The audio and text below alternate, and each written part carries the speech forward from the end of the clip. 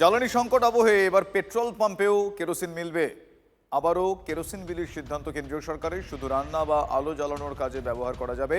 আপাতত 60 দিনের জন্য এই নিয়ম জারি থাকছে। নিঃসন্দেহে এই মুহূর্তের গুরুত্বপূর্ণ আপডেট। জ্বালানি সংকট আবহে এবার পেট্রোল পাম্পেও পাওয়া যাবে কেরোসিন। ফের কেরোসিন বিলির সিদ্ধান্ত নিয়েছে কেন্দ্রীয় সরকার। শুধু রান্না এবং আলো জ্বালানোর কাজে ব্যবহার করা যাবে। আপাতত 2 মাস 60 দিনের জন্য এই নিয়ম জারি থাকছে।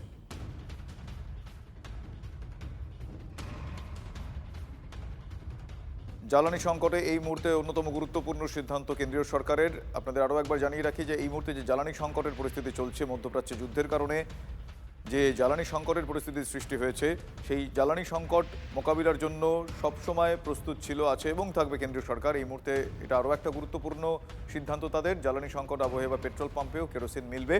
আমি আরেকটু ডিটেলে জানবো আমার সহকর্মী জ্যোতির্ময় কর্মকারের কাছ থেকে। জ্যোতির্ময়, জানতে চাইবো যে মূলত এই পরিষেবার কিভাবে পাবেন সাধারণ মানুষ, কতদিনের জন্য পাবেন, একটু যদি ডিটেল বলো সংক্ষেপে।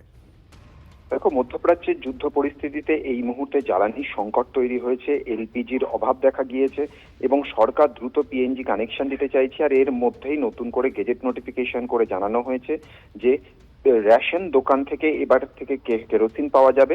এর পাশাপাশি পেট্রোল পাম্পেও কেরোসিন পাওয়া যাবে।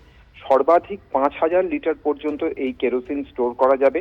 এই কেরোসিন আনা নেওয়ার ক্ষেত্রে নতুন করে কোনো লাইসেন্সের প্রয়োজন হবে না এবং 60 দিন পর্যন্ত, অর্থাৎ যেদিন থেকে বিজ্ঞপ্তি হয়েছে সেদিন থেকে 2 মাস পর্যন্ত এই বিজ্ঞপ্তি প্রযোজ্য থাকবে। স্বাভাবিকভাবেই পরিস্থিতির দিকে নজর রেখে পরবর্তী সিদ্ধান্ত নেবে কেন্দ্রীয় সরকার।